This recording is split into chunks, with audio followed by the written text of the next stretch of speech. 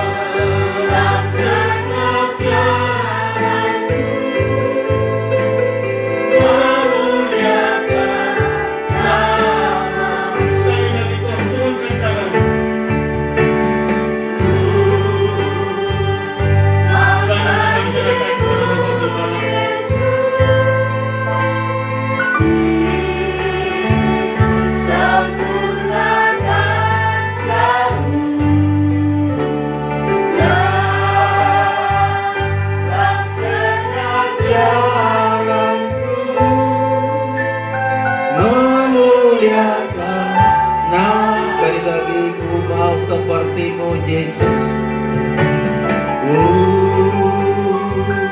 Mau seperti-Mu Yesus, disempurnakan selalu dalam segenap jalanku, memuliakan nama-Mu. Kerinduan hati kami yang terdalam adalah Engkau selalu mengubahkan kami, Tuhan, untuk kami segambar serupa dengan Engkau, memiliki karakter tabiat untuk seperti Engkau, Tuhan Yesus, Semua ini terjadi karena firman-Mu dan Roh-Mu yang selalu bekerja dalam kehidupan kami. Kami sadar ya Tuhan, dengan kemampuan sendiri kami tidak mampu. Tapi setiap firman-Mu diperdengarkan adalah kesempatan bagi kami untuk selalu diubahkan, terus diubahkan, sampai kami mampu melakukan kehendak Tuhan. Bukan kehendak daging kami, tapi terus ingin mempraktekkan, melakukan apa yang Engkau kehendaki dalam kehidupan kami. Itulah sebabnya malam hari ini urapi kami dapat mendengar firman-Mu, kami dapat percaya terhadap firman-Mu, dan merelakan hidup kami untuk dibentuk oleh firman-Mu. Kami sadar kuasa iblis mengganggu kami, terlebih saat menerima firman-Mu. Itulah sebabnya kami bertindak untuk menolak segala pekerjaan iblis, yaitu dalam nama Tuhan Yesus kuasa iblis kami usir keluar, pergi oleh kuasa darah Yesus. Kami boleh tenang untuk menikmati firman dan perjamuan kudus, mulai dari luar sampai ke ruangan ini penuh damai sejahtera.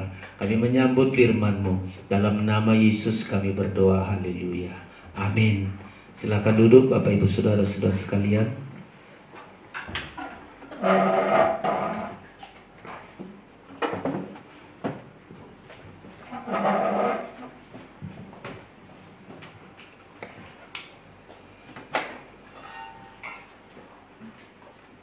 Puji Tuhan, kita bersyukur buat segala anugerah dan kasih Tuhan bagi kita malam hari ini.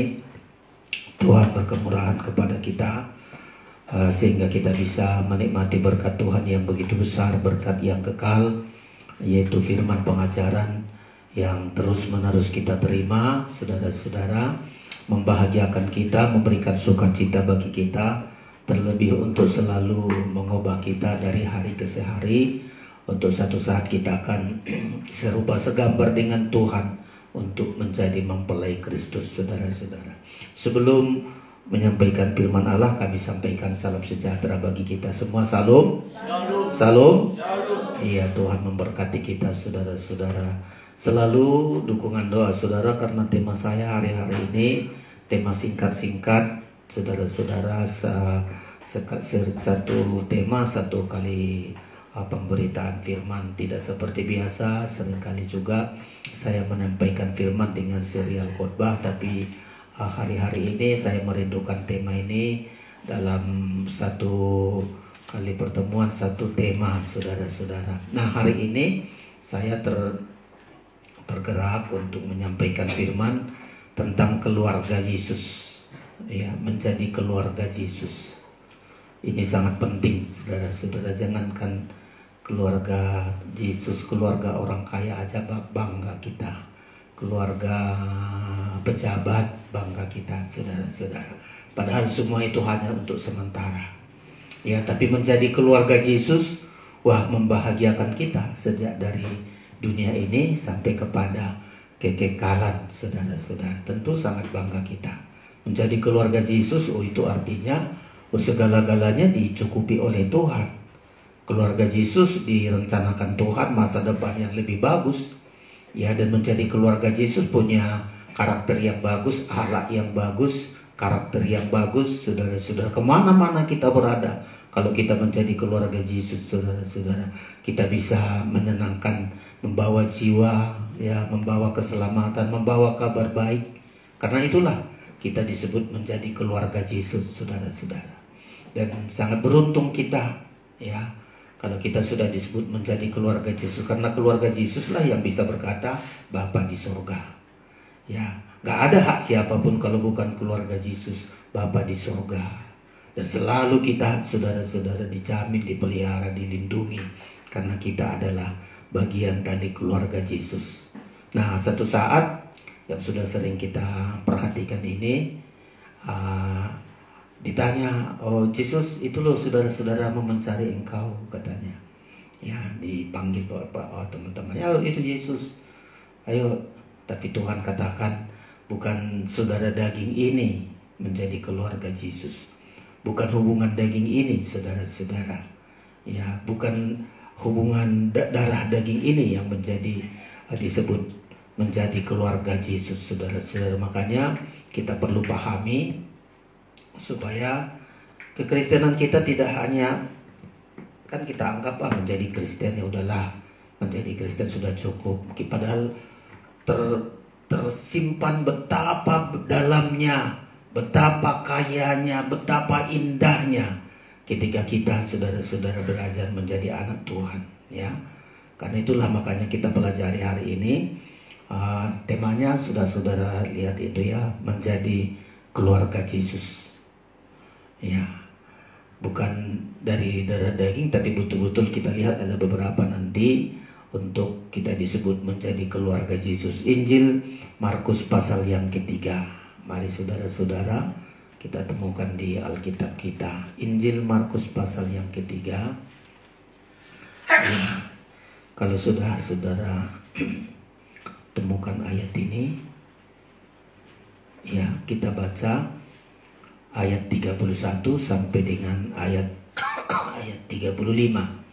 Yesus dan sanak saudaranya. Ya. Kita baca mulai ayat 31, sama-sama kita baca dengan pelan.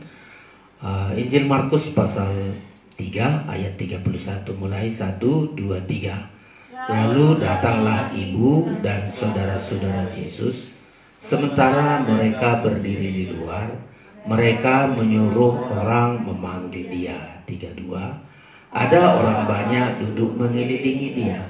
Mereka berkata kepadanya, lihat, ibu dan saudara-saudaramu ada di luar dan berusaha menemui engkau. 33. Jawab Yesus kepada mereka, siapa ibuku dan siapa saudara-saudaraku? 34. Ia melihat kepada orang yang duduk di sekelilingnya itu dan berkata, ini ibuku dan saudara-saudaraku. 35. Barang siapa melakukan kehendak Allah, dialah saudaraku laki-laki, dialah saudaraku perempuan, dialah ibuku.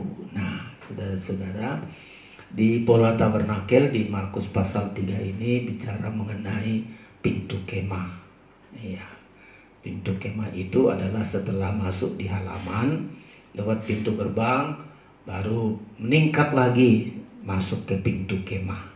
Ya, pintu kemah ini adalah memisahkan antara orang yang di halaman dengan orang yang ada di ruangan suci.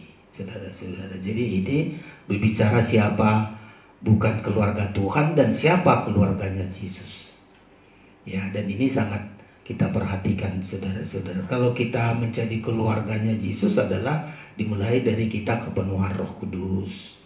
Ya, yang lahir dari air dan roh, dialah lahir menjadi anak-anak Tuhan, anak-anak Allah, keluarga Yesus, saudara-saudara. Makanya hanya keluarga Tuhan Yesus yang bisa taat, ya Abba, ya Bapa. Hanya itulah yang bisa mengakui, saudara-saudara. Makanya kalau kita nggak dipenuhi Roh Kudus, tidak dipimpin Roh Kudus, tidak dituntun berjalan dalam Roh Kudus, kita nggak disebut sebagai keluarganya Yesus, saudara-saudara. Ya, di Roma disebutkan itu. Coba kita baca dulu sedikit, saudara-saudara. Jadi berbicara mengenai kepenuhan Roh Kudus. Jadi indah sekali. Ya, kita dibaptis lewat air, baptisan Roh Kudus, baru layak kita nanti menyebut ya Abba, ya Bapa. Jadi tidak sekedar ngaku dia Bapa yang baik, tidak, saudara-saudara, karena kita harus jelas, saudara-saudara. Kita baca ini ya. Ya, Roma pasal yang 8 sudah sering kali kita baca ini. Ya. Ayat yang ke-14. Ayat yang ke-14 saya baca, semua orang yang dipimpin Roh Allah adalah anak Allah. Sebab kamu tidak menerima roh perbudakan yang membuat kamu menjadi takut lagi. Ya, tetapi kamu telah menerima roh yang menjadikan kamu anak Allah. Ya, oleh roh itulah kita berseru, ya Abba, ya Bapa. Roh itu bersaksi bersama-sama dengan roh kita bahwa kita adalah anak-anak Allah. Keluarga Yesus, keluarga Allah, saudara-saudara. Jadi bahagia kita, ya, bahagia kita. Mulai kita dipenuhkan Roh Kudus, dipimpin Roh Kudus, berjalan dalam Roh Kudus, itu menandakan, oh saya keluarga Yesus.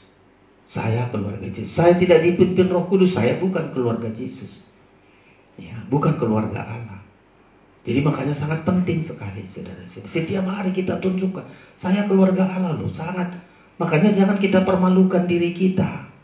Jangan kita permalukan keluarga Allah dengan penampilan kita nggak bagus, karakter kita. Coba kalau keluarga kerajaan. Coba keluarga kerajaan Inggris itu nggak boleh macam-macam, perangkat semua. Coba kalau keluarga raja-raja, diperhatikan, saya anak raja loh, saya keluarga Allah. Harus kita perhatikan, saudara-saudara. Kita yang seringkali sembrono ngomong, ya, sembrono bertindak, karena kita nggak sadari kita keluarga Allah. Kita nggak sadari bahwa kita keluarga Yesus.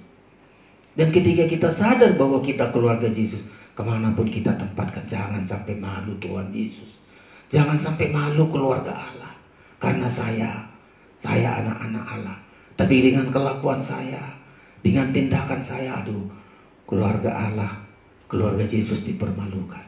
Ya, jadi ini saudara-saudara sekalian, karena ini berbicara mengenai pintu kemah kepenuhan Roh Kudus, sampai kita bisa dituntun Roh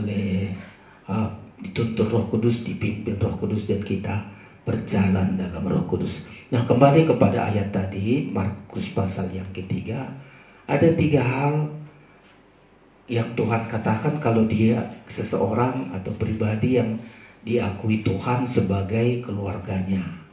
Ya, balik ke Markus pasal yang ketiga tadi, ada 2 hal, saudara-saudara.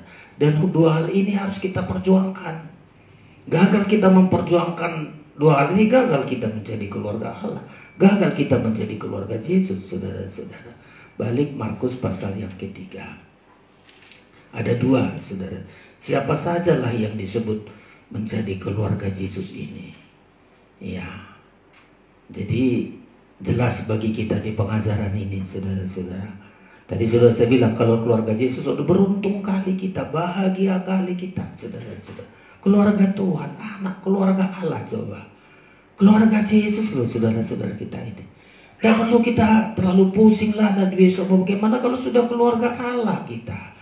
Allah yang menciptakan langit dan bumi, Yesus yang menciptakan, firman yang menciptakan. Kita yang seringkali nggak menghargai status kita. Kita yang nggak menyadari bahwa kita ini keluarga Allah. Ya, seringkali kita terlalu sibuk, saudara-saudara. Kalau kita keluarga Allah, keluarga, semua fasilitas itu pasti disediakan Tuhan. Ya, pasti disediakan Tuhan. Coba Abraham tinggalkan negerinya, tinggalkan saudaranya, tinggalkan negeri. Supaya apa? Dia menjadi keluarga Allah. Semestinya dari dulu itu sudah ditentukan Tuhan. Dan betul, keluarga Abraham itu seperti keluarga Allah yang selalu dilindungi, dibela, dipelihara Tuhan. Terlebih kita sekarang. Kita juga disebut menjadi anak-anak Abraham, keluarganya Abraham. Ya, tapi kita lihat hari ini disebut ada 2 hal, saudara-saudara ya. Untuk menjadi keluarga Yesus itu hal yang sangat mulia, hal yang sangat indah sekali, saudara-saudara. Yang harus kita juga bangga kita menjadi keluarga Allah. Ya, ada 2 tandanya. Yang pertama ayat 34. Keterangan pertama itu ya. Coba si Wila tunjukkan gambarnya. Ya. Ini saudara-saudara keterangan pertama. Ya. Kita disebut menjadi keluarga Allah. Tandanya adalah 34, saya baca begini. Ia melihat kepada orang-orang yang duduk di sekelilingnya itu dan berkata, ini ibuku dan saudara-saudaraku. Iya, pas itu. Pasti ada bikin ring. Iya. Ini saudara-saudaranya, saudara-saudara. Ya. Siapa saudara-saudaranya ini? Yang duduk di sekelilingnya. Yang di luar nggak diakui, saudara. Yang duduk di sekelilingnya. Tadi orang berkata itu, saudara-saudaramu ada di luar. Ya, 32 ada orang banyak duduk meliling dia, mereka berkata kepadanya, lihat, ibumu, saudara-saudaramu ada di luar, dan ia berusaha menemui engkau. Mungkin saja yang di luar itu adalah ibunya, saudaranya, Maria, beberapa lagi ibunya, saudaranya. Tapi Tuhan bilang bukan. Siapa yang saudaraku? Ia melihat yang duduk di sekelilingnya, bukan yang di luar, saudara-saudara. Makanya di sekelilingnya ini disebut, ini ibuku dan saudaraku. Nah, apa artinya saudara-saudara? Orang yang duduk di sekeliling Yesus. Jadi kalau kita duduk di sekeliling Yesus, ini kita disebut menjadi keluarganya Yesus, keluarga Allah. Ya, kita lihat itu setiap orang yang duduk dekat dengan Tuhan. Kemarin Maria duduk. Ya, itu sudah rasanya lebih dekat, dia tidak terlalu banyak ceritanya tentang saudara-saudaranya yang lain. Tapi Tuhan katakan yang duduk di sekeliling saya inilah saudara saya, ibuku dan saudara-saudaraku. Apa artinya duduk di sekeliling Tuhan, di sekeliling Yesus? Saudara-saudara, ya, orang yang mengutamakan firman, nggak liar ke luar sana. Ya, duduk seperti Maria duduk. Ya, karena dia percaya kalau duduk, apalagi waktu itu Tuhan menyampaikan pengajaran, menyampaikan firman, belajar duduk. Tapi ada orang nggak suka duduk, udahlah pergi aja ke sana, sibuk situ, sibuk ke sana-sana. Saudara, Tuhan bilang, mereka yang duduk di sekeliling Yesus, dialah ibu dan saudara-saudaranya. Arti pertama, duduk di sekeliling Yesus, saudara-saudara, orang yang mengutamakan firman lebih dari perkara dunia. Itu artinya duduk. Biasanya gak suka duduk. Dengarkan khotbah, dengarkan pengajaran, bosan. Ini gak diakui sebagai keluarga, saudara-saudara. Gak suka duduk. Ya, Marta kemarin gak suka duduk di kaki Yesus. Sibuk dia melayani, menyediakan sesuatu. Hebat kali Marta ini. Dianggapnya udah hebat kali dia. Yesus, tengok loh, saya sendiri yang kerja. Suruh saudaraku itu bantu saya. Tuhan bilang, Maria, kau ini menyusahkan dirimu. Kau khawatir. Kalau kita gak duduk sebagai keluarga Yesus, kita khawatir terus. Susah menyusahkan diri kita. Karena bukan keluarga Yesus. Tapi kalau kita keluarga Allah, kita duduk. Banyak orang nggak tahu rahasia duduk di kaki Tuhan, saudara-saudara. Ya, coba kita yang sudah aktif tergembala, 3 macam ibadah duduk. Ya, nggak banyak yang kita khawatirkan, nggak banyak yang kita susahkan. Nah, saudara-saudara Yesus di luar sana, secara daging, nggak bisa duduk, pergi sana, pergi ke situ, saudara-saudara. Nanti menyusahkan diri. Saya selalu hanya jawaban, kenapa orang tidak mau duduk 3 macam ibadah? Menyusahkan diri, khawatir. Kalau ibadah saya nanti 3 macam ibadah gimana? Nah, kalau orang sekolah gimana sekolahku? Orang kerja gimana pekerjaanku? Aduh, gimana nanti? Bisa kita bandingkan, saudara-saudara. Bisa kita bandingkan. Duduk, saat kita duduk dekat mengelilingi Yesus, aduh, Tuhan perhatikan kita. Sangat luar biasa Tuhan perhatikan setiap orang kita duduk mendengar firman, beribadah. Karena ibadah ini segalanya, banyak kita nggak sadar. Ya, ini yang pertama, saudara-saudara. Duduk di sekeliling Yesus, inilah ibuku dan inilah saudaraku. Arti pertama adalah keluarga Yesus adalah orang yang mengutamakan firman lebih daripada perkara-perkara dunia. Itu ciri-ciri keluarga Allah. Jadi bisa kita tengok, saya keluarga Allah apa enggak? Lah, kalau saya keluarga Allah pasti duduk sekeliling Yesus. Ya, pasti ya utamakan segala perkara-perkara rohani. Utamakan ibadah lebih dari apapun juga. Nah, itu tandanya, saudara-saudara. Kalau enggak keluarga Allah, entah dipaksa pun, saudara-saudara. Dipaksa, ayo dibayari, kau duduk kebaktian, ku kasih nanti pulang ibadah, ku kasih ongkosmu, ku kasih lagi ini hadiah samamu. Kalau memang dia keluarga Allah, nggak bisa dipaksa. Ya, ada dulu nyanyian sekolah minggu, gimana itu dulu?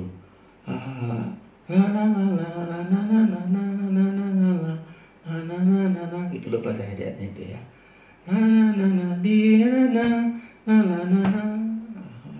Apa cerita anaknya itu? Anak cacing, kata begitu, anak monyet, tapi anak di dalam gereja. Dan sekolah minggu. Apa nyanyian itu? Ada kan?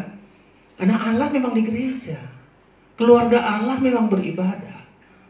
Ya.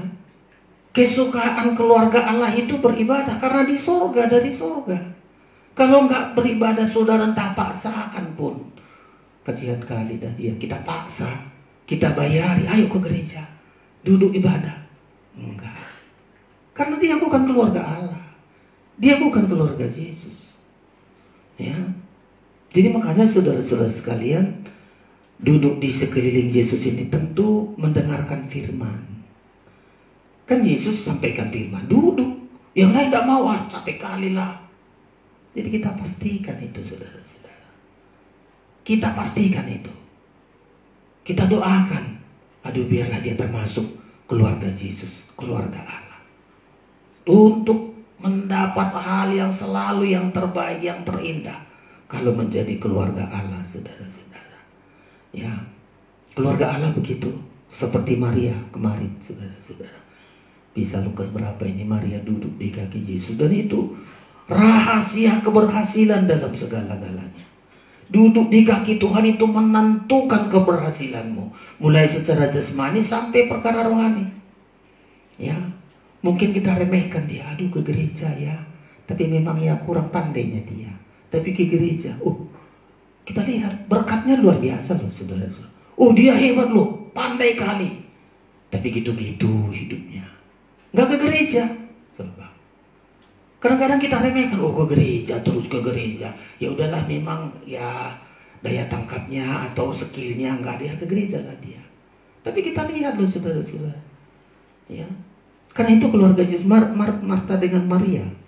Lukas 10 kira-kira ya, coba. Ini berbeda sekali, saudara-saudara. Antara Marta dan Maria.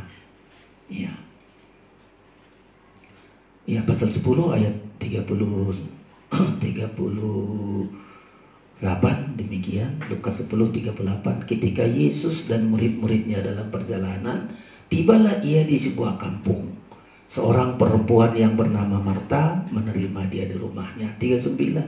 Perempuan itu mempunyai seorang saudara yang bernama Maria. Maria ini duduk dekat kaki Tuhan dan terus mendengarkan perkataannya. Keberhasilan Maria itu duduk di kaki Tuhan. Ya. Mungkin tidak terlalu pandai dia kayak si Marta ini bikin menyediakan apa-apa. Ya. Kalau Marta ini cekatan mau bikin ini, dia punya skill, dia punya kepandaian di situ. Tapi Tuhan gak puji. Ya. Tuhan tengok Maria ini duduk di kaki Tuhan. Lalu Tuhan bilang 42 tentang Maria ini. 42. Tetapi hanya satu saja yang perlu. Maria telah memilih bagian yang terbaik. Jadi duduk di kaki Tuhan itu kita mendapat bagian yang terbaik. Ya. Apa tujuan ini? Kenapa disebut Tuhan dia mendapat yang terbaik? Betul. Maria bisa kerja, bisa masih bisa menabung, ngumpulkan uang 300, ngumpulkan minyak narwastu. Coba, saudara-saudara. Marta yang hebat, bisa melayani, bisa lakukan itu, nggak bisa ngumpulkan uang. Lazarus apa lagi? Nggak duduk di kaki Tuhan, nggak jelas penghasilannya, nggak jelas tabungannya, nggak jelas masa depannya. Tapi Maria, saudara-saudara, saya sangat yakin kalau saudara duduk di kaki Tuhan, pasti saudara mendapat yang terbaik. Nanti satu saat kita, iya pekerjaan saya yang terbaik, masa depan saya terbaik. Dari mana itu? Dari duduk di kaki Tuhan. Makanya jangan rendahkan tentang orang yang duduk di kaki Tuhan. Ini selalu saya anjurkan. Dan selalu saya bilang, saya sudah bertahun-tahun melayani ini, saudara-saudara. Mulai dari pengerja, ada teman saya mahasiswa. Sekarang udah pensiun juga, berasa di Malang. Dulu sarjana hukum. Waduh, untuk dapat sarjana hukum juga habis-habisan juga. Dia kalau ada 3 bulan nanti libur semester, dia gajian. ya gajian, selalu bilang, tolonglah supaya aku 3 bulan ini harus mencukupi biaya semester saya. Orang dari kampung, miskin juga orang tuanya. Tapi 3 bulan itu dia kerja, bukan kerja kayak kita di menebas lah. Menebas itu di Kalimantan, bersih-bersihkan ladang. Dan dapat gaji dia dari situ. Terus berdoa setiap dia pulang dari kuliahnya, dia berlutut. Aku tengok, oh, berlutut dia. Langsung dibilang, bro, kepanggil saya berdoa kan apa? Aduh, berat kali ini. Berat, kita berdoa. Berhasil sudah di Malang. Ya, ada lagi teman saya juga satu begitu. 2 itu. Ya. Hebat sudah. Di mana letaknya? Duduk di kaki Tuhan. Ya, mulai duduk mendengar, duduk berdoa tersungkur. Hebat itu sudah. Kita kadang di gereja mendingan nonton, mendingan ke sana ketemu kawan, rugi kita sudah. Jadi rahasia duduk di kaki Tuhan ini sangat menentukan. Marta yang gak duduk di kaki Tuhan, ayat 40. Demikian Marta yang tidak duduk di kaki Tuhan. Sedang Marta sibuk sekali melayani. Ia mendekati Yesus dan berkata, Tuhan, tidakkah engkau peduli bahwa saudaraku membiarkan aku melayani seorang diri? Suruhlah dia membantu aku. Coba. Jadi merasa hebat. Oh, aku sudah kerja sendiri loh ini. Tuhan gak peduli. Aku sudah capek. Suruh saudaraku ini bantu saya. Orang kalau nggak duduk di kaki Tuhan, aduh, lihat orang lain salah, merasa paling hebat, tapi nggak jelas penghasilannya. Ya, apa kata Tuhan kepadanya? 41. Tetapi Tuhan menjawabnya, Marta, Marta, engkau khawatir dan menyusahkan diri dengan banyak perkara. Berbeda. Anak-anak kita juga kalau dulu di kaki Tuhan, nggak banyak yang dikhawatirkan. Coba kalau nggak dulu kaki khawatir, oh besok gimana ini? Uang sekolah saya gimana ini? Gimana ini? Dapat enggak ini? Masuk saya ini semester genap, bisa nggak diterima? Aduh, dosen saya begini, teman saya, aduh, khawatir, nyusahkan diri. Nggak dengar firman, nggak berdoa, cemas. Tindakannya nanti yang aneh-aneh. Ya. Hasil-hasilnya ujungnya gimana? Aduh, orang udah selesai, dia belum. Coba. Kenapa? Nanti salahkan ini, salahkan itu. Tidak ada gunanya. Jawabannya, nggak duduk di kaki Tuhan. Kalau duduk di kaki Tuhan, pasti selalu Tuhan bisa bicara, Tuhan bisa lakukan. Kayak Maria dikasih Tuhan hal yang lebih baik kepadanya, yang terbaik. Ya, memilih bagian yang terbaik. Makanya selalu saya anjurkan. Ya, bukan hanya kepada saudara. Ini kepada anak-anak saya. Dari dulu saya bilang itu. Saya bilang, kalau enggak kau duduk di kaki Tuhan, tidak ada gunanya. Kau hanya khawatir menyusahkan diri. Mulai dari kuliah itu sampai kerja. Saya bilang, kalau enggak beribadah, kasihan kali kau.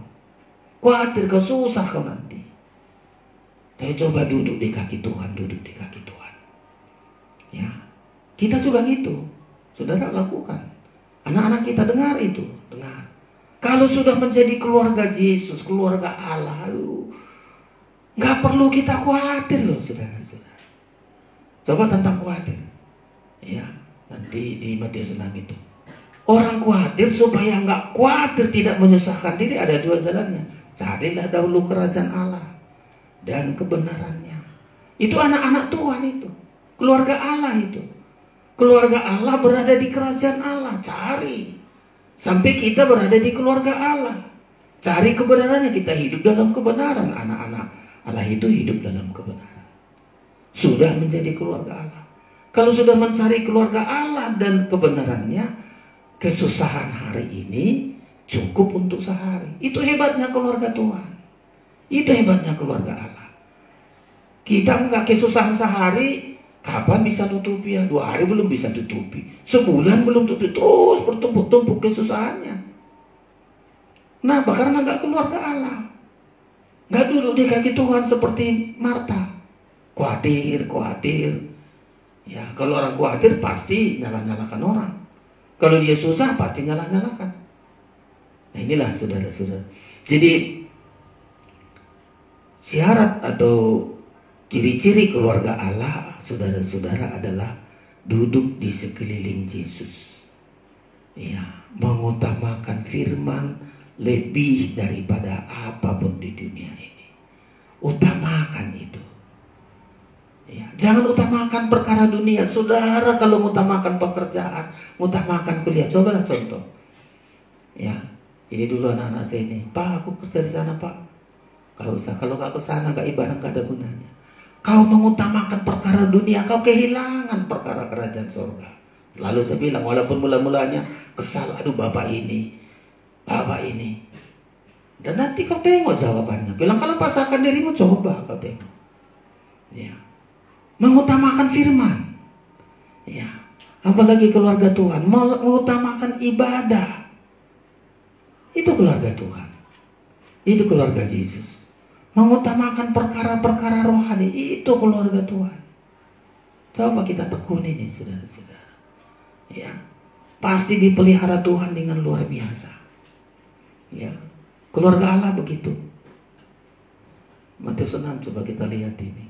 Supaya kesusahan sehari bisa ditanggulangi sehari, cukup sehari. Itulah kalau kita menjadi keluarga Allah. Makanya disebut bangsa-bangsa lain itu orang bukan keluarga Allah, ya khawatir terus. Karena dia bukan keluarga Allah. Tapi kalau kita keluarganya Yesus yang berkata Bapa, punya Bapa di sorga. Loh, kan beda. Orang gak punya Bapa di sorga, Bapa di dunia ini sekaya-kayanya dia gak sanggup menyediakan masa depan, saudara-saudara. Ya, Matius pasal 6 yang sudah sering kita baca itu ya. Iya. Coba kita lihat, kalau orang kafir memang memikir khawatir terus kerjanya. Pasal 6:32 saya baca begini. Ya, 31 mulai. Sebab itu janganlah kamu khawatir dan berkata, apakah yang akan kami makan? Apakah yang kami minum? Apakah yang akan kami pakai? Kalau dia nggak mengenal Allah, itu aja pikirannya. Makan, minum, pakaian. Ya, itu aja diutamakan. Utamakan makanan, pakaian. Itu diutamakan. Tapi lihat ayat yang ke-32. Semua itu dicari bangsa-bangsa yang tidak mengenal Allah. Akan tetapi Bapamu yang di sorga tahu. Ini sudah keluarga Tuhan, keluarga Yesus, keluarga Allah. Bapamu di surga tahu bahwa kamu memerlukan semuanya itu. Lanjut 33. Tetapi carilah dahulu kerajaan Allah dan kebenarannya, maka semua itu akan ditambahkan kepadamu. Jadi kalau kita punya Bapa di sorga, pasti mengutamakan kerajaan Allah, mengutamakan kebenaran. Kalau bukan dia keluarga Allah, pasti mengutamakan makan minum. Besok mau makan apa, besok mau ini, besok. Selalu itu yang diutamakan, saudara-saudara. Lanjut, kalau kita menjadi keluarga Allah, 34, sebab itu janganlah kamu khawatir akan hari besok. Saudara, karena gak punya Bapa di sorganya, saudara khawatir. Ya, kalau kita punya Bapa di sorga, tidak khawatir kita untuk besok. Karena hari besok mempunyai kesusahannya sendiri. Kesusahan sehari cukuplah untuk sehari. Ya, ini penting, saudara-saudara. Jadi kalau keluarga Allah, hebat kali, ya. Yang harus kita perhatikan, utamakanlah firman Allah, utamakan kebenaran. Sebenarnya mengutamakan firman, kalau tidak benar jangan. Pekerjaan kita, utamakan kebenaran, utamakan firman, utamakan ibadah, utamakan perkara-perkara rohani. Mungkin saudara, aduh udah itu saja khotbahnya. Asal apa kerajaan Allah lah. Tidak apa-apa, saya selalu ulang-ulangi. Mengulang-ulangi tidak terlalu berat supaya kita yakin. Ya, saya ulang-ulangi supaya saudara yakin. Kalau sudah saya ulang-ulangi, saudara nggak juga percaya juga. Udahlah, kayak murid-murid itu degil hatinya. Keras hati itu. Nah, keras hati kita yang rugi, saudara-saudara. Tapi apapun selalu diulang-ulangi. Ya, jadi duduk di sekeliling Yesus itu artinya, kalau kita mau menjadi keluarga Allah, keluarga Yesus, mengutamakan firman Allah lebih dari apa? Utamakan kebenaran. Yang kedua, utamakan ibadah pelayanan. Selalu itu, ibadah melayani. Walau dibilang orang kita negatif tanggapan orang, kita positif saja. Mengutamakan perkara rohani, ya, lebih dari perkara jasmani, saudara-saudara. Tapi banyak orang tidak dapat duduk di sekeliling Yesus. Tadi ayat itu bilang banyak orang di luar, saudara-saudara. Ya, di gambarnya Erika bikin tadi yang coba gambar pertama itu banyak orang di luar, saudara-saudara. Coba sekali lagi. Ya, yang di luar sana banyak tuh, saudara-saudara. Ya, banyak di luar sana. Sibuk sebentar-sebentar, tengok masih khotbah nggak Yesus? Ntar lagi bikin lagi, nggak mau duduk. Ya, yang ini duduk, yang lain lagi ngobrol. Apa katamu? Gimana cerita tetanggamu? Gimana ini? Ah, ini ciri-ciri nggak? Makanya Tuhan, siapa yang ini yang duduk di sekeliling saya nih? Yang di luar sana banyak sambil ngobrol, sambil cerita, sambil apa di luar itu ya, saudara-saudara. Mari kita duduk, ya. Coba ketika kita duduk, waktu mencari 5 roti 2 ikan, apa disuruh Tuhan? Suruh mereka duduk berkelompok-kelompok. Di Lukas 50 per kelompok, duduk semua.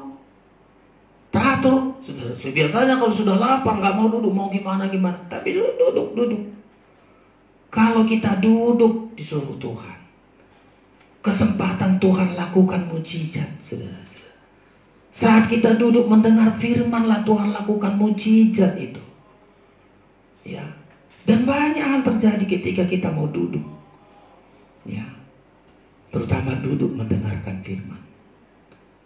Kesempatan itu membuat kita, saudara-saudara sekalian, lihat mujizat. Banyak orang gak bisa duduk, saudara-saudara. Kenapa? Karena mengutamakan mencari perkara dunia. Itu hebat kali, saudara-saudara. Ya, mencari perkara dunia, sampai Rasul Paulus menangis mengulangi ini.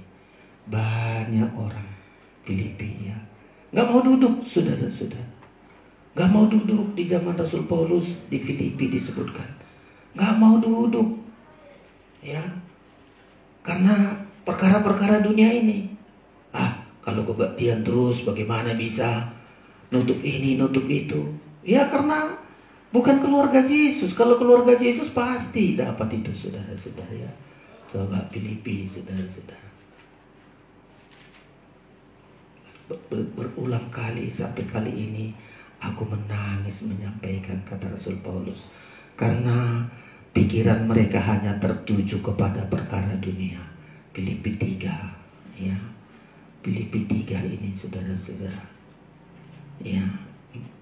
14 ayat mulai dari atas, ya.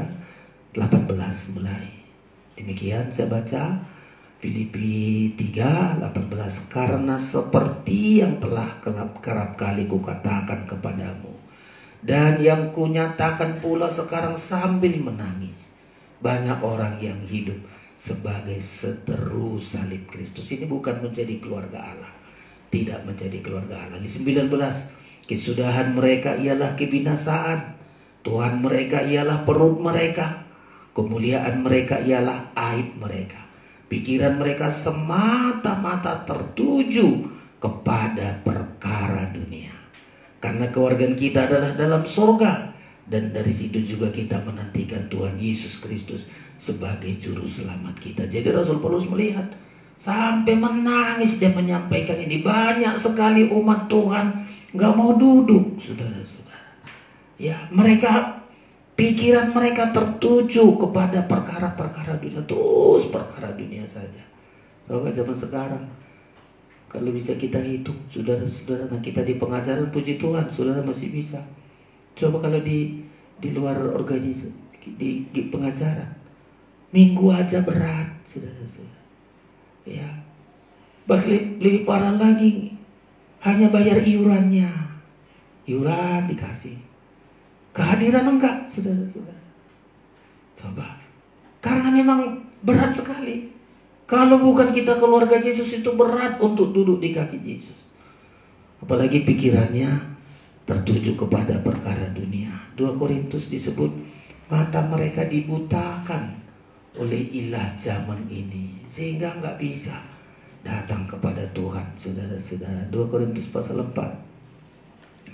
Ya, kita lihat ini saudara-saudara sekalian. Mata mereka dibutakan. Ya, ayat yang ketiga. Kita baca sama-sama. 2 Korintus 4 ayat 3. 1, 2, 3.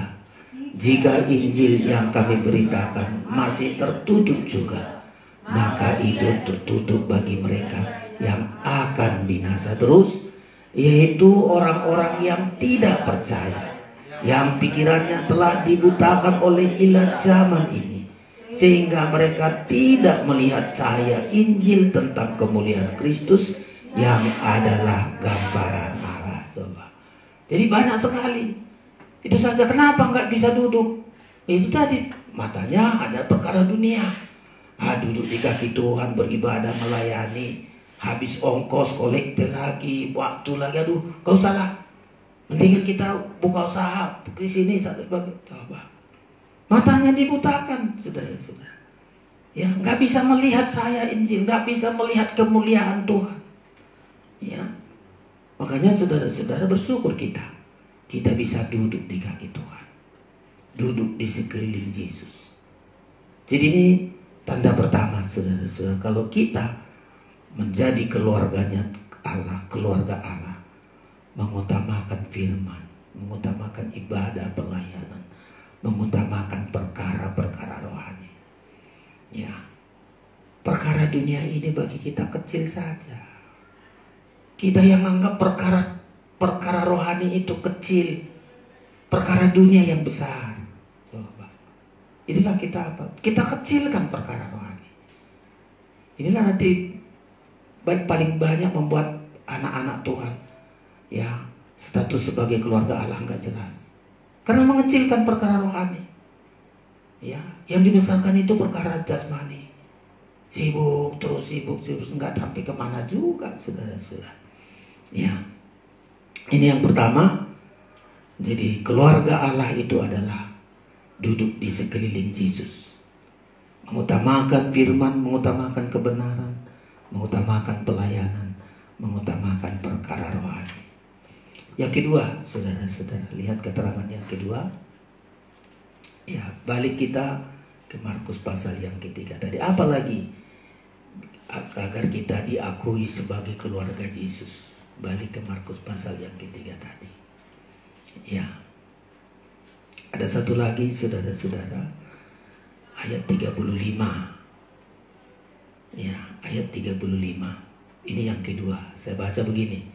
Barang siapa melakukan kehendak Allah, dialah saudaraku laki-laki, dialah saudaraku perempuan, dialah ibuku. Bisa keterangan yang kedua tadi? Ini keterangan kedua, saudara-saudara. Iya, melakukan kehendak Allah. Coba, yang kalau kita lakukan kehendak kita, kehendak daging kita, belum kita disebut menjadi keluarga Allah. Tapi melakukan kehendak Allah. Semua kegiatan kita, Tuhan, apakah ini kehendak-Mu? Karena sekali kalau kerja, Tuhan, Kau kendaki aku kerja di sini. Malah menikah, Tuhan kendaki kah ini jodohku? Ya, apakah ini kehendak Tuhan? Selalu bertanya. Kalau bukan kehendak Tuhan, kita paksakan kehendak kita. Oh, aku harus ini, aku harus ini. Tuhan bilang gak layak kau keluarga Allah. Keluarga Allah itu melakukan kehendak Allah. Apa yang dikehendaki Tuhan, Yesus saja pernah berdoa, Tuhan Bapa, kalau bukan lalukanlah cawan ini karena menderita kali, tapi bukan kehendakku, jadilah kehendak-Mu. Mulai dari lahirnya, kalau bisa Tuhan bilang, kenapalah harus lahir di kandang yang hina? Karena kalau dia lahir di istana, semua orang datang pasti bisa, oh Yesus di istana. Secara logika, mana mau orang nanti percaya kepada Yesus? Lahir aja dari perawan. Tanda tanya orang nanti, Namanya ibunya perawan loh. Ya, lahir di kandang. Secara logika kita, mana bisa memenangkan dunia? Lahir dari kampung, lahir dari tukang kayu. Coba. Tapi Tuhan dari awal selalu setiap kita melakukan kehendak Allah, walau di pandangan orang nanti nggak mungkin lah. Masa bisa nanti dia hebat begitu aja kok kerjaannya, gitu aja rumah tangganya, gitu aja. Coba. Setiap kita melakukan kehendak Allah, di balik semua itu terjadi hal-hal yang begitu besar. Mulai dari Tuhan lahir di kandang yang hina, kehendak Tuhan, lakukan kehendak Tuhan, dan terjadi mujizat. Dia lahir di kandang yang hina. Coba, datang malaikat dengan puji-pujian, ya, datang orang Majus membawa persembahan. Kalau logika dari mana nanti ini Marta Maria ini, Marta dan Yusuf, Maria dengan Yusuf, bagaimana ini lahir anak? Itu pun di kandang. Besok mau makan apa? Besok mau bagaimana? Coba. Tapi karena itu kehendak Tuhan, Tuhan suruh orang Majus berangkat, dia bawa emas, apalagi yang di bawah itu, mur, kemenyan, bawa, datang, saudara-saudara. Kalau kita melakukan kehendak Allah, makanya selalu tanya, kalau ini kehendak Tuhan, walau di logika kita meragukan, menurut kita nggak mungkin, Tuhan bisa lakukan semua. Ya. Sampai matinya juga hebat kali. Coba, orang mati nyiapkan kuburan itu, kalau mati aku nanti kuburkan di sana, ya kuburkan di sini. Enggak. Yesus sedikit gak pikirkan mati aku bagaimana mau dibuang, enggak penting. Pokoknya kehendak Tuhan. Begitu dia disalibkan, ada siapa namanya itu punya kuburan itu. Ya. Siapa namanya? Bukan Simon. Yusuf Arimatia. Kuburan bagus, dia seorang imam besar, dia minta, boleh aku minta. Kuburan hebat, saudara-saudara. Tergerak dia. Begitu Yesus disalibkan, dia minta, ini seorang imam besar, seorang kaya. Tergerak. Kuburan yang paling bagus, saudara-saudara. Kita seringkali gak mau pikir kehendak Tuhan apa enggak aku ini, kehendak Allah apa enggak. Kalau itu kehendak Allah, kita di situ, Tuhan selalu adakan dari mana-mana mujizat-mujizat sampai akhir hidup kita. Itulah kalau kita melakukan kehendak, karena keluarga Allah, keluarga Yesus. Ya, jadi dua ini. Keliling Yesus dulu, utamakan firman kebenaran, utamakan ibadah, utamakan perkara-perkara rohani. Yang kedua, melakukan kehendak Allah. Paling tidak dua ini kehendak Allah, rumus dari keluarga Allah. Ya, apa itu saudara-saudara? Rumah tangga kita harus kehendak Allah. Kalau enggak, bukan itu keluarga Allah. Coba. Kalau nikah kita beres, kita keluarga Allah. Nikah yang enggak beres, enggak bisa, enggak layak disebut keluarga. Makanya perjuangkan nikahmu. Belum menikah, hati-hati. Ya, jangan asal dapat, saudara-saudara. Perhatikan, kalau nikah kita beres, itu tandanya kita keluarga Allah. Rahasia nikah itu besar sampai Tuhan katakan rahasia nikah seperti gereja dengan Kristus. Itu rahasia besar yang harus kita pegang. Yang kedua apa lagi? Masalah uang. Ya, makanya Ibrani mengatakan dua ini yang penting. Kalau kita sebagai keluarga Allah, jangan hamba uang. Kalau hamba uang kita, gak layak kita disebut keluarga Allah. Gak layak, saudara-saudara. Ya. Keluarga Allah itu menghormati nikahnya. Keluarga Allah itu tidak akan menjadi hamba uang.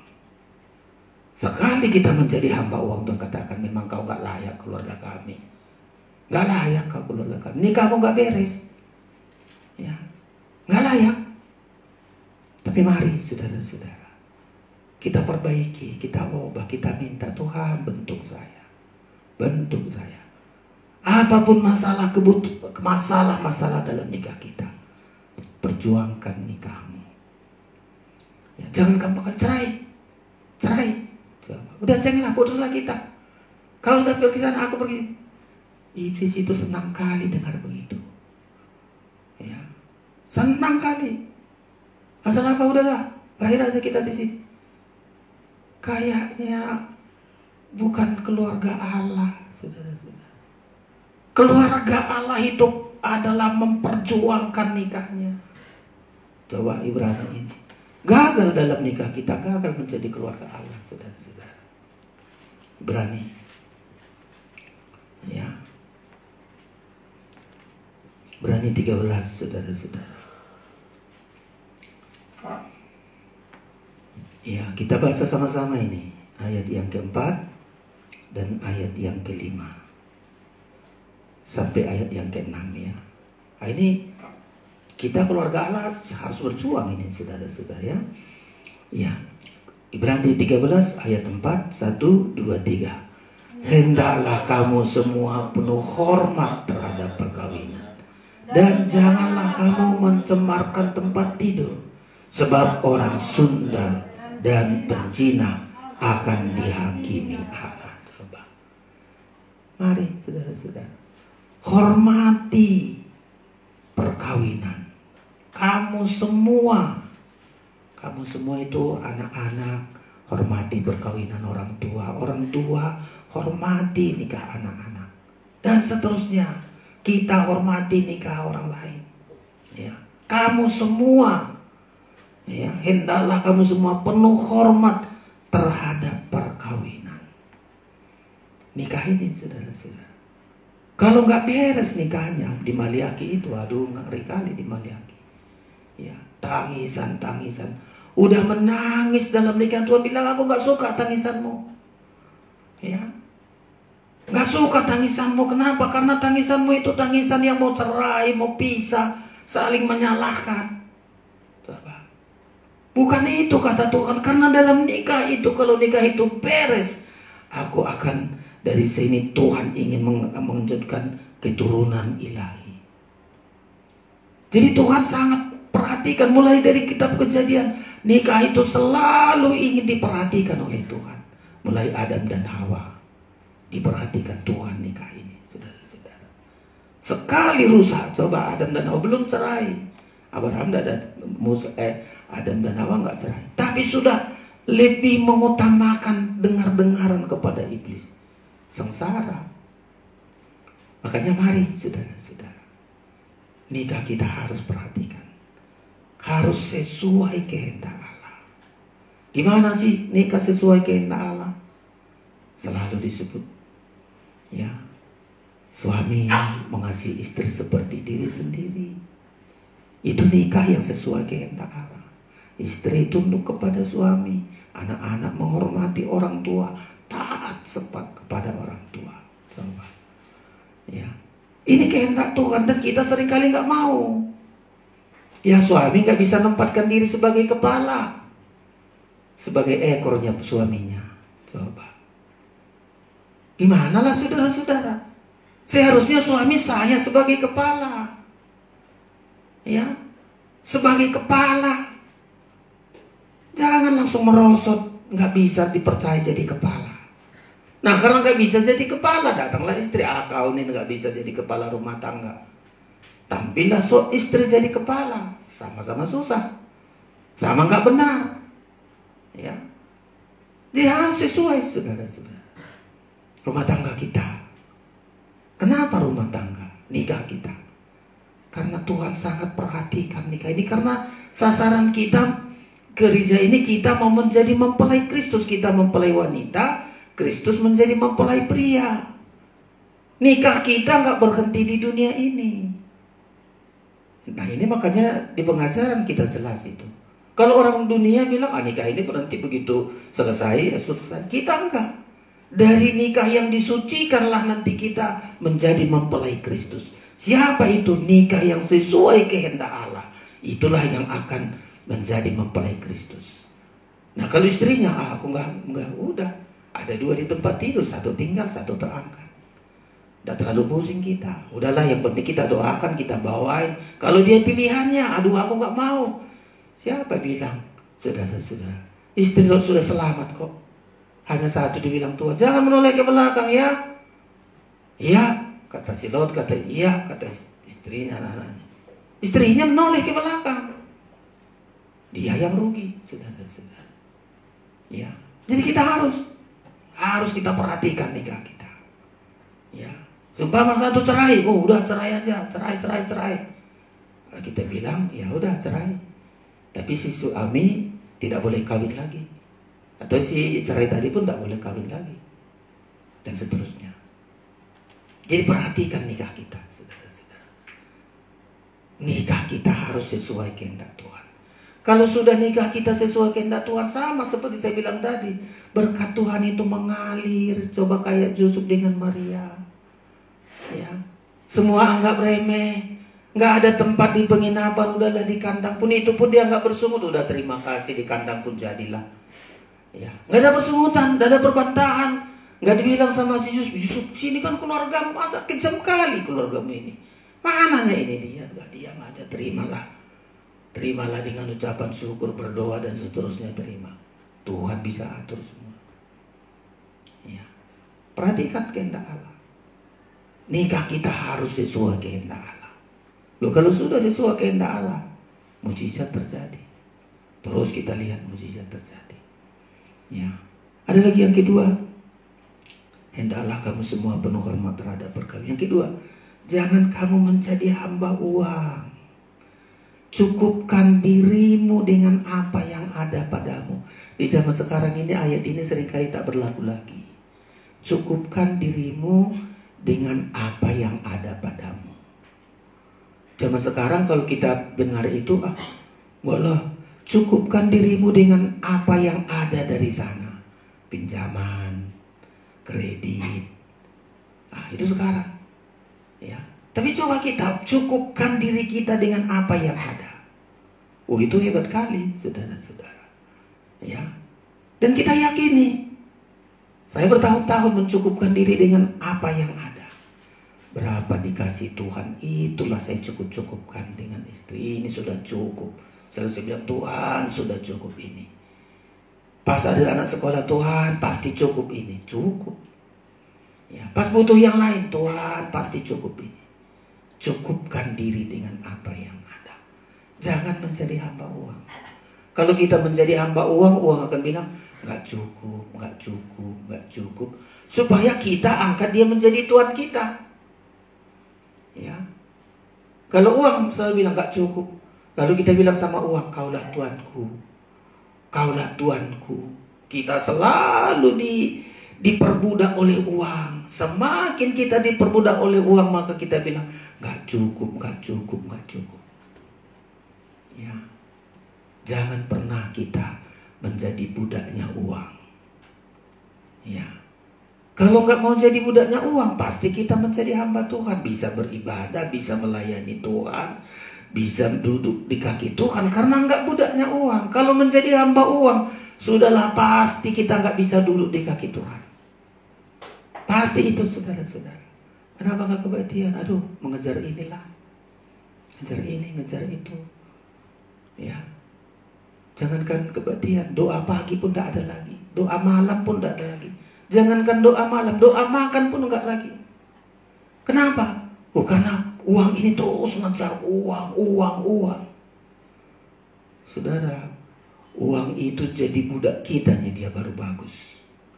Sempat dia jadi tuan kita, habislah kita diperbudak. Uang itu menjadi budak kita, dia baru enak. Menjadi hamba kita dia. Ya. Hamba kita suruh, kita gunakan, kita pakai untuk melayani kita, untuk kepentingan kita. Ya, jadi dua ciri-ciri ini, saudara-saudara. Jadi intinya kalau saudara bisa duduk di kaki Tuhan, saudara layak, masih layak disebut menjadi keluarga Allah, keluarga Yesus. Kalau kita melakukan kehendak Allah, nikah kita beres. Cara kita mengelola uang beres. Kitalah keluarga Allah. Keluarga Allah itu beres mengelola keuangan. Ya. Pandai-pandai mengelola keuangan. Bukan karena kayanya loh saudara-saudara. Nilai uang kita harus kita pikirkan. Saya sampai sekarang saya bilang, ada orang sekarang nilai uang itu gak ada berarti bagi dia. Kalau saya bilang uang ini air mata hamba-hamba Tuhan, anak-anak Tuhan. Uang ini karena dibagi-bagi Tuhannya ini kepada saya. Dikasih Tuhannya ini kepada saya. Kalau kita anggap uang ini karena banting tulang aku, karena hasilku, inilah yang membuat kita menjadi budak. Ya. Tapi kalau kita bilang semua ini karena Tuhan yang memberi, dibagikan Tuhan kepada saya. Oh, bahagia kali kita saudara-saudara. Yang terakhir saudara-saudara ya. Tuhan yang membagi-bagikan bagi kita. Ya. 2 Korintus pasal 9. Supaya saudara jangan menjadi hamba uang. Ingat saja, ini karena dibagikan Tuhan, diberi Tuhan, semua pemberian Tuhan. Ya, makanya saya selalu gunakan untuk kemuliaan Tuhan. Ya. 2 Korintus pasal 9. Kita baca sama-sama ini ayat 8 saudara-saudara ya. Ya, ayat 8. Supaya kita tidak jadi hamba uang. Kalau itu pemberian Tuhan, jangan kita buat jadi Tuhan kita. Tuhan kita hanya Tuhan. Uang ini hanya budak kita, hamba kita ya. 2 Korintus 9 ayat 8 kita baca 1, 2, 3. Dan Allah sanggup melimpahkan segala kasih karunia kepada kamu, supaya kamu senantiasa berkecukupan di dalam segala sesuatu, dan malah berkelebihan di dalam pelbagai kebajikan. 9. Seperti ada tertulis, Ia membagi-bagikan, Ia memberikan kepada orang miskin, kebenarannya tetap untuk selama-lamanya. Coba kita amini, Tuhan, Engkau yang membagi-bagikan bagi saya. Semua ini karena Engkau yang membagikan, Engkau yang memberikan. Engkau memberikan kepada orang miskin. Saya tidak punya apa-apa. Saya ini tidak punya apa. Semua yang ada ini adalah karena Engkau yang memberikan. Selalu begitu kita saudara-saudara. Ya, jangan kita kagum kepada yang diberikan, kagum kita kepada si pemberi. Ya, jangan setelah kita mendapat dari Tuhan, kita sibuk dengan pemberian Tuhan, Tuhannya kita lupakan. Itulah membuat kita menjadi budaknya uang. Ya, tapi kalau kita sadar bahwa itu semua adalah pemberian Tuhan, nggak rugi kita. Kayak Maria kemarin kita ingat, begitu dipersembahkan minyak yang mahal itu ada orang keberatan. Tapi apa kata Tuhan? Perbuatan Maria untuk Tuhan itu tidak pernah dilupakan. Kemanapun Injil diberitakan, perbuatan Maria itu diingat Tuhan. Kenapa diingat Tuhan? Tidak pernah dilupakan Tuhan. Ya, selalu diingat, selalu diingat. Pas nanti kalau kita kasih sama Tuhan, pas kita butuh pasti diingat Tuhan. Saya sering katakan ini dan saya sering kali praktikkan. Setiap saya beri untuk pekerjaan Tuhan, saya butuh, pasti Tuhan ingat. Oh iya, saat dia butuh kali, ingat Tuhan. Tuhan buka jalan, Tuhan kasih pekerjaan, Tuhan kasih berkat. Ya, makanya apa yang diperbuat Maria itu, kemanapun Injil, gak pernah, selalu diingat, gak pernah dilupakan oleh Tuhan. Semua yang kita beri untuk pekerjaan Tuhan, tanda kita tidak menjadi budaknya, tidak menjadi hamba uang. Itulah tandanya kita menjadi keluarganya Yesus, keluarga Allah. Jadi malam hari ini, pastikan hidup saudara menjadi keluarga Yesus, keluarga Allah. Ya, kalau sudah kita menjadi keluarga Allah, hari kesibukan apapun, masalah apapun itu, Allah yang peduli atas hidup kita. Dia yang selalu memperhatikan kita. Tuhan memberkati kita, kita persiapkan diri kita untuk menerima tubuh dan darah Kristus. Haleluya. Pemain musik datang ke depan. Bapa yang setia, kita persiapkan diri kita untuk menerima tubuh dan darah Kristus.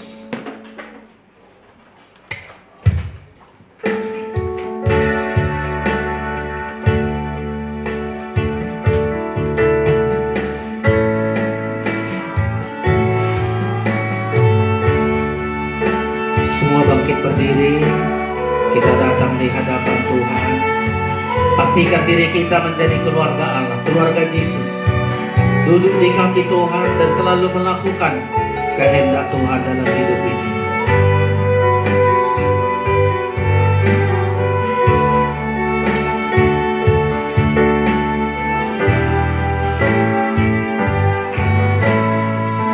Kau yang selalu mengasihiku.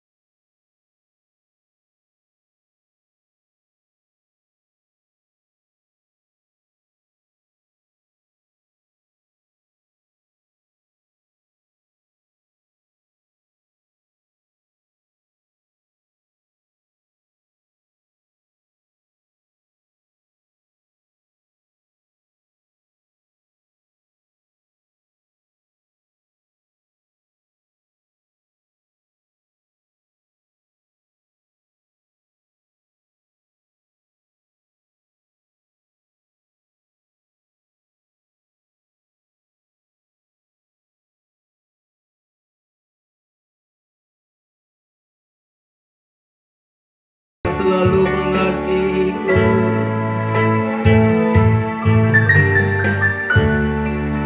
Kau yang selalu percaya kita, Dia Bapa yang baik.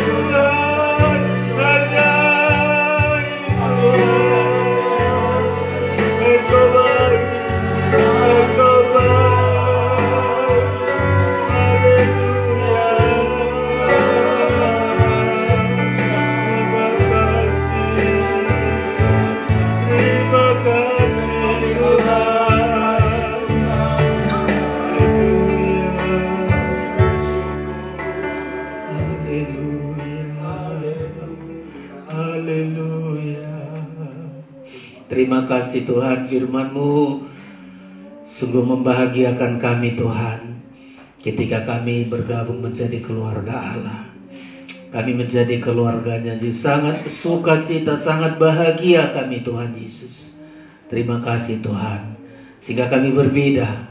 Kami bukan anak-anak dunia, kami bukan orang-orang dunia, kami anak-anak Tuhan, keluarga Allah yang sangat diperhatikan oleh Tuhan. Kami bersyukur ya Tuhan Yesus. Biarlah kami tempatkan diri kami. Kalau kami keluarga Allah, kami selalu duduk di sekeliling Tuhan, mengutamakan perkara-perkara rohani, mengutamakan firman, mengutamakan pelayanan lebih dari apapun, kesibukan apapun di dunia ini. Bagi kami beribadah, melayani itulah tempat yang paling tepat. Dan kami selalu melakukan kehendak Allah, baik di pekerjaan kami, dalam nikah kami, dalam mencari perkara-perkara di dunia ini. Ketika kami melakukan kehendak Allah, tidak kehabisan berkat kami. Selalu Engkau bagi-bagikan bagi kami. Engkau selalu sediakan. Tidak kehabisan persediaan Tuhan untuk membagi-bagikan kepada kami. Kami bersyukur malam ini. Melalui firman-Mu kami kuat, kami bahagia. Terlebih untuk menikmati tubuh dan darah Kristus. Memampukan kami untuk menjadi pelaku firman-Mu. Layakkan kami semua untuk menerima tubuh dan darah-Mu. Dalam nama Yesus kami berdoa. Haleluya. Amin. Kita terima tubuh dan darah Kristus. Kita naikkan psalm, mengapa kau memilihku untuk menjadi milikmu. Terima perjamuan kudus dengan iman percaya kita, karena kita ditebus dengan darah yang mahal, supaya kita menjadi miliknya.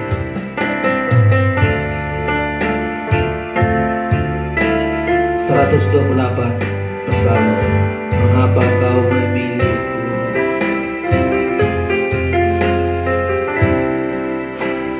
Mengapa kau memilihku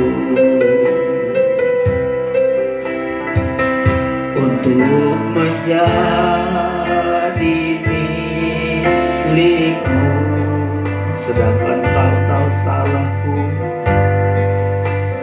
Sedangkan kau tahu salahku,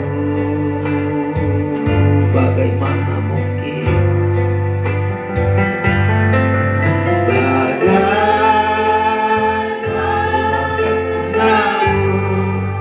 kita mengampuni semua dosaku dan menyelamatkan jiwaku. Minta kepada Tuhan, Tuhan tolong hidupku.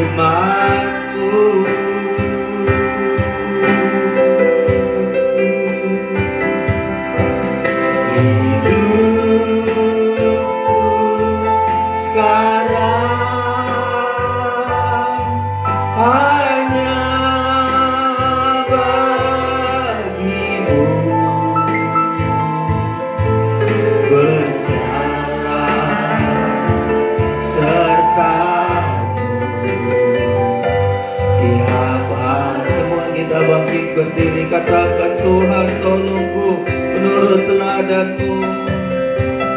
Tuhan, kami hidup-Mu, ku mau mentaati firman-Mu, ku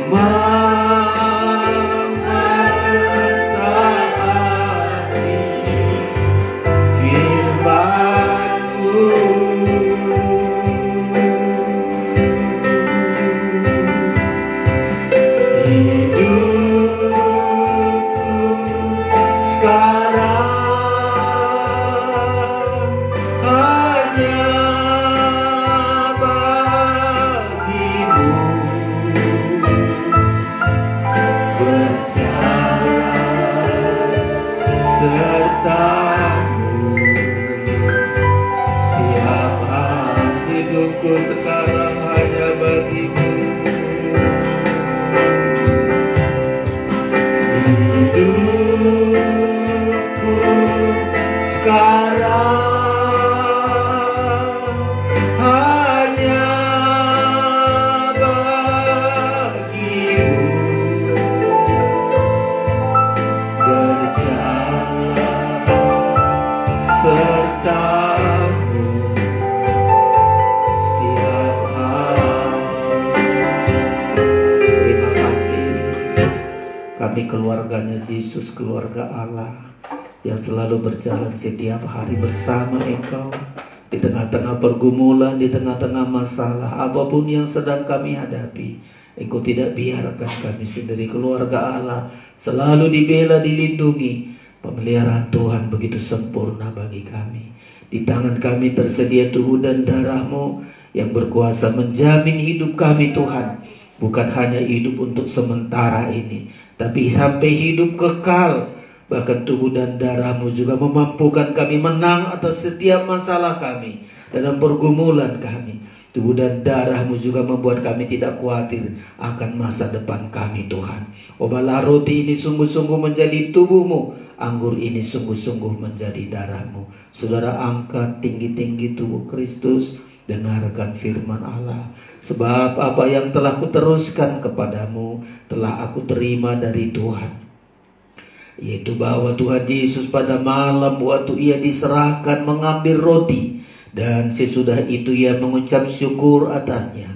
Ia memecah-mecahkannya dan berkata, "Inilah tubuhku yang diserahkan bagi kamu. Perbuatlah ini menjadi peringatan akan aku." Kita makan bersama dalam nama Tuhan Yesus Kristus.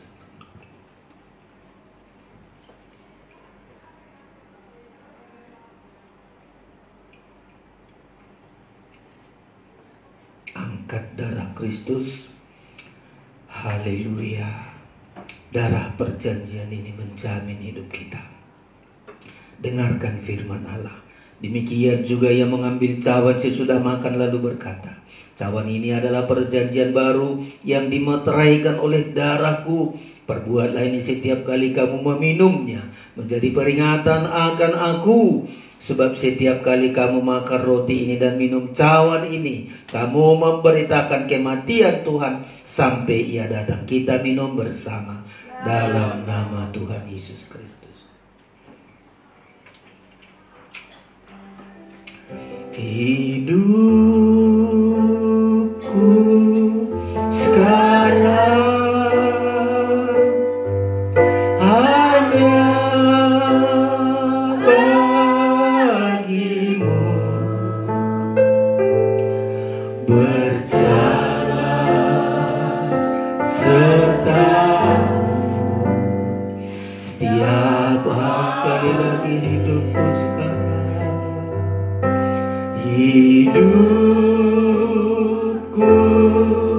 sekarang hanya bagi-Mu. Berjalan serta-Mu setiap hari. Kita sembah. Mulialah Tuhan, mulialah Yesus, Raja segala raja. Haleluya, besar agung mulia. Haleluya, haleluya.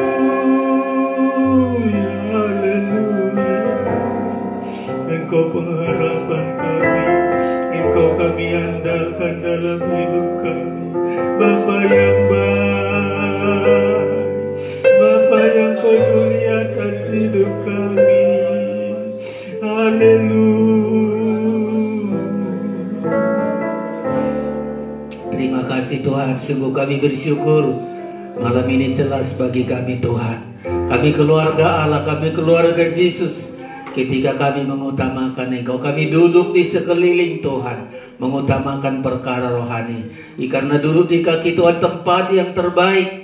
Dan kami imani janji-Mu. Setiap kami mengutamakan ibadah lebih dari apapun juga, Engkau mencukupkan semua kebutuhan kami. Engkau menambahkan semua kata firman-Mu. Kami kelaip janji-Mu ya Tuhan. Terutama ajar kami sebuah gerak giru kami melakukan kehendak Tuhan. Nikah kami, pekerjaan kami, apapun tindakan kami, semua sesuai dengan kehendak-Mu ya Tuhan Yesus. Terima kasih Bapa. Urapilah firman-Mu, boleh kami mengerti, kami percaya, sampai firman-Mu kami praktekkan dalam hidup kami. Kami bersyukur. Sebelum kami akhiri ibadah kami berikan persembahan kami dengan sukacita. Di dalam nama Yesus kami berdoa. Haleluya. Amin. Puji Tuhan, kita akan naikkan pujian kita. Ebenezer, kita akan persembahkan pujian kita. Kita persembahkan persembahan kita bagi pekerjaan Tuhan. Ebenezer, kita naikkan pujian ini.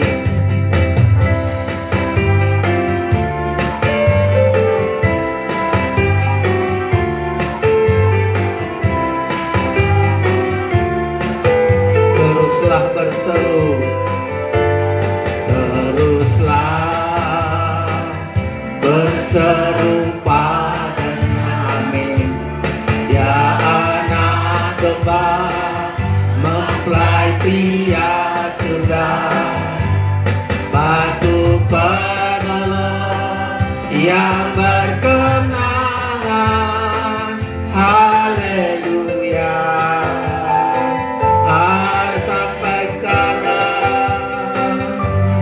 Sampai sekarang, amin. Tuhan menolong kita. Sampai sekarang Tuhan menolong, Tuhan pasti memberikan pertolongan.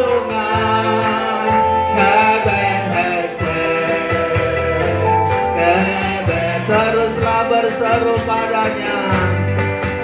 Teruslah, semua bangkit berdiri. Kita percaya Tuhan tetap menolong kita. Anak domba mempelai pria surga, batu penolong yang berkenangan. Haleluya. Sampai sekarang Tuhan menolong. Sampai sekarang, amin. Tuhan menolong kita. Sampai sekarang Tuhan menolong. Tuhan pasti memberikan pertolongan.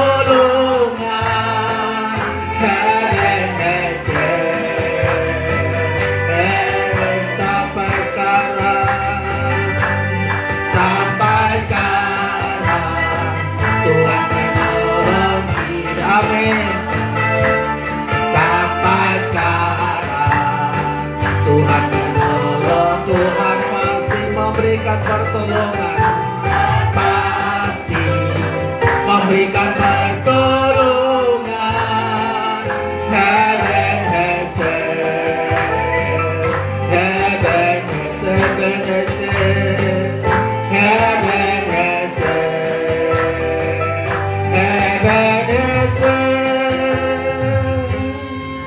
Sungguh kami bersyukur, kami percaya pertolongan Tuhan selalu ada. Kami ada hari ini karena pertolongan Tuhan. Besok juga terus pertolongan Tuhan, tiada henti-hentinya untuk menolong kami. Kami bersyukur Tuhan Yesus, kami boleh ada dalam ibadah ini. Kami berada di sekeliling-Mu. Kami melakukan kehendak Tuhan dan berkat-Mu terus mengalir bagi kami. Engkau sudah memberkati dan terus memberkati kami Tuhan Yesus.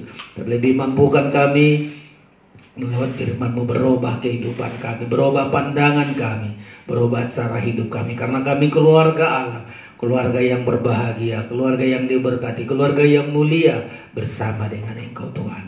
Berdoa bagi teman-teman kami yang tidak hadir, Engkau juga menolong mereka ya Tuhan Yesus, dimanapun mereka berada.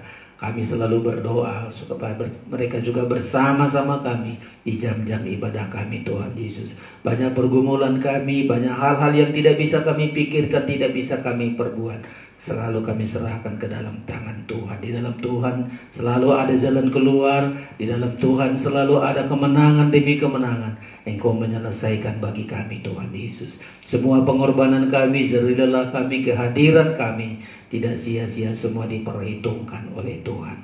Kami bersyukur kepadamu. Berkati keluarga kami yang belum bertobat, beri roh pertobatan ya Tuhan. Orang tua kami beri kesehatan, dan semua para hamba-hamba Tuhan, gereja kami, negara ini limpahkan berkat-Mu ya Tuhan. Kami ada untuk diberkati Tuhan. Tumpangkan tangan-Mu untuk memberkati kami sekalian. Saudara yang terkasih, terimalah anugerah dan berkat dari Allah Bapa di sorga, kasih sayang dari Tuhan Yesus Kristus, persekutuan Roh Kudus menyertai kita malam hari ini sampai selama-lamanya. Pulanglah dengan damai sejahtera dan sukacita di dalam nama Tuhan Yesus, Tuhan dan mempelai pria sorga. Haleluya, bersama kita katakan amin. Sekian ibadah kita. Kita akan latihan kor sebentar. Tuhan memberkati kita semua. Salam.